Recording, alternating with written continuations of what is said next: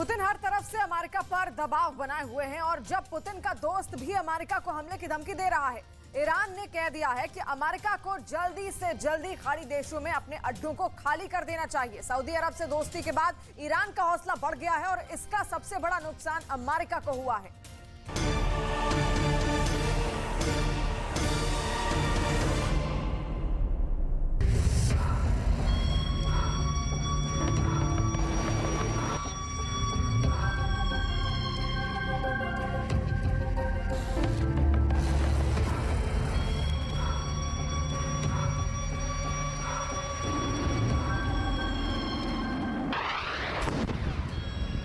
Iran ने सेना की परेड निकाली। सबसे पहले S-300 एयर डिफेंस सिस्टम दिखाया। इसकी रेंज 150 किलोमीटर है। ये रूस का बनाया हुआ सिस्टम है और अब ईरान ने इससे भी पावरफुल मिसाइल बनाने का दावा किया है।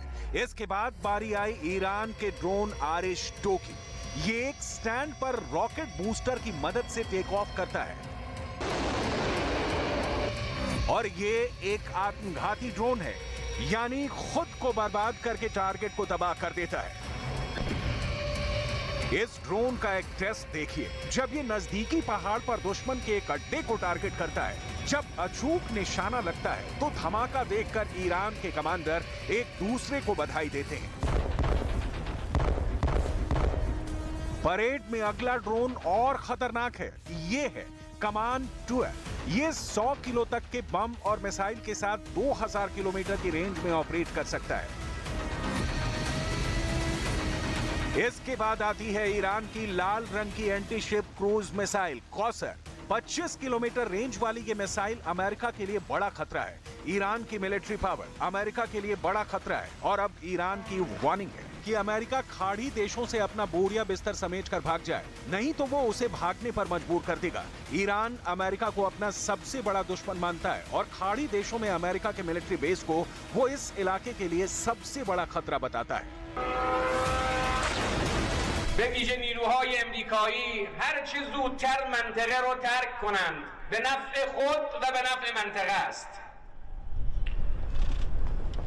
حضور ایران حضور امنیت سازه، اما حضور نیروهای بیگانه در منطقه حضوری است که امنیت رو تهدید. ईरान की ताकत का डंका पूरी दुनिया में बज रहा है। ईरान के ड्रोन पूरी दुनिया में मशहूर हो चुके हैं। ईरान के ड्रोन से ही पुतिन ने ज़ेलेंस्की के शहरों पर ताबड़तोड़ हमले किए हैं और अब ईरान अपनी इसी ताकत को दिखाकर अमेरिका और इजराइल दोनों को चैलेंज कर रहा है। लेकिन अब इजराइल से पहले उसने अमेरिका के फौजी अड्डों को अपने टारगेट पर ले लिया है। अब ऐसा क्यों है, उसे समझिए।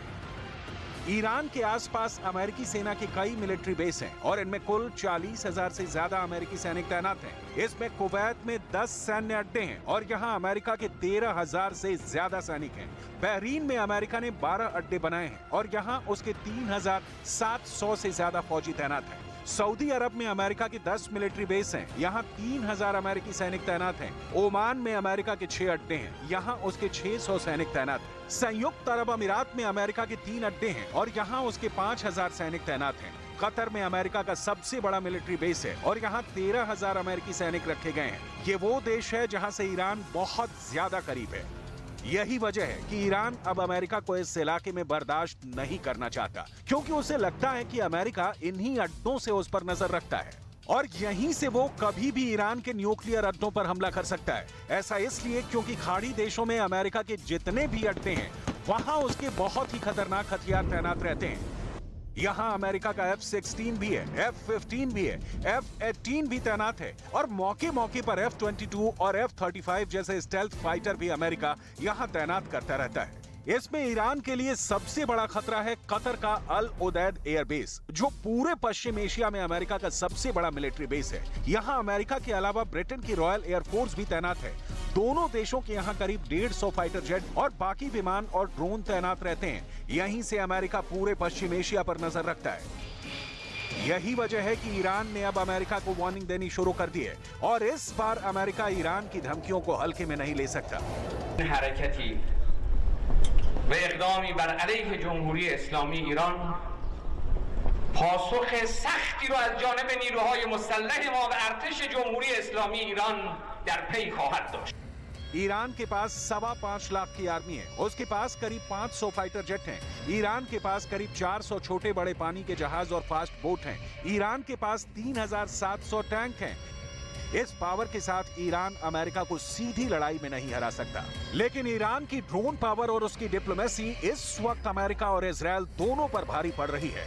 एक तरफ ईरान ने सऊदी अरब से दोस्ती कर ली है, तो दूसरी तरफ चीन और रूस के दखल ने इस इलाके में अमेरिका की भूमिका को कमजोर किया है। ईरान को लगता है कि अब खाड़ी देशों में अमेरिका के दिन पूरे हुए और अब उसे अपना सामान पैक करके वापस लौट जाना चाहिए, ठीक उसी तरह जैसे वो इराक और अफगानिस्तान से बोरिया बिस्तर समेट कर भागा है। ईरान के आत्मविश्वास की वजह उसके हथियार भी हैं, जो ग्लोबल प्लेटफॉर्म पर ईरान की धमक को और मजबूत कर रही है।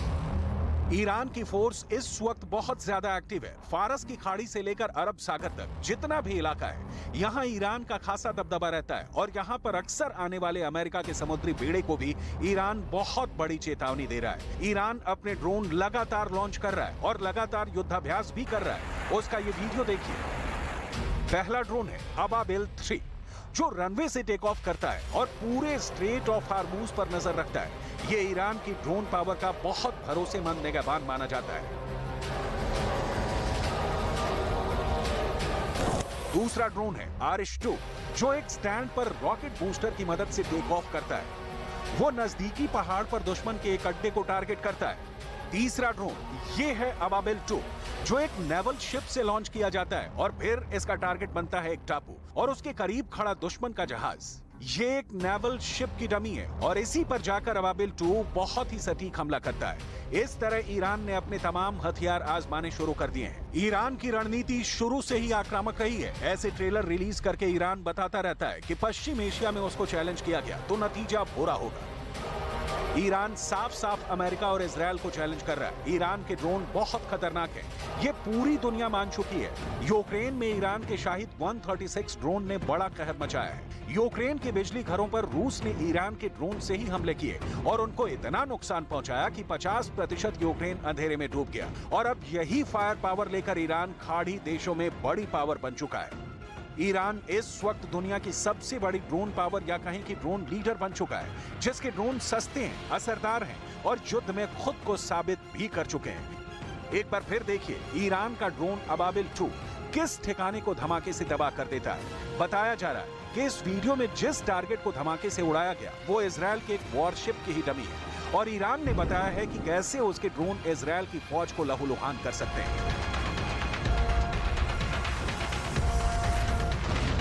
अब इस बैनर को देखिए, इसमें इजरायल के खिलाफ नारा लिखा है। ऐसा इसलिए है क्योंकि इजरायल और ईरान एक दूसरे के सबसे बड़े दुश्मन हैं। दोनों ही एक दूसरे को मिटाने की धमकियां देते हैं। इजरायल को लेकर ईरान बहुत आक्रामक रहा है और उसे नक्शे से मिटाने की भी बात करता है। यही हाल इजरायल का है, जिसके नेताओं ने भी परमाणु धमकियां देनी शुरू कर दी है। लेकिन ईरान से आया ताजा बयान क्या है, बहुत गौर से देखिए। بدون تردید بدانند که کوچکترین خطایی از جانب آنها نسبت به امنیت جمهوری اسلامی ایران با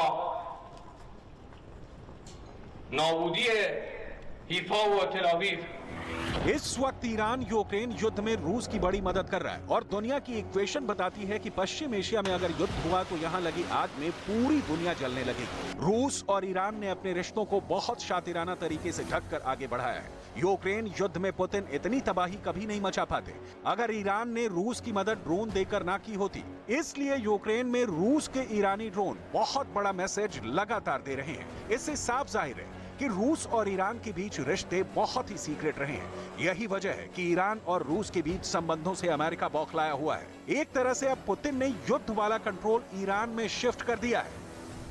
यही वजह है कि पश्चिम एशिया में इस वक्त युद्ध जैसे हालात बन चुके हैं और इसे देखते हुए ईरान पहले ही अपने हथियारों को यूक्रेन में भी आजमा चुका है और अब वो इसके साथ अमेरिका और इजरायल को भी चैलेंज कर रहा है। ईरान और सऊदी अरब के समझौते या कहें कि दोनों में तनाव कम होने से दो देशों को सबसे बड़ा नुकसान होने वाला है। इनमें पहला नंबर अमेरिका का है और दूसरा इजरायल का है।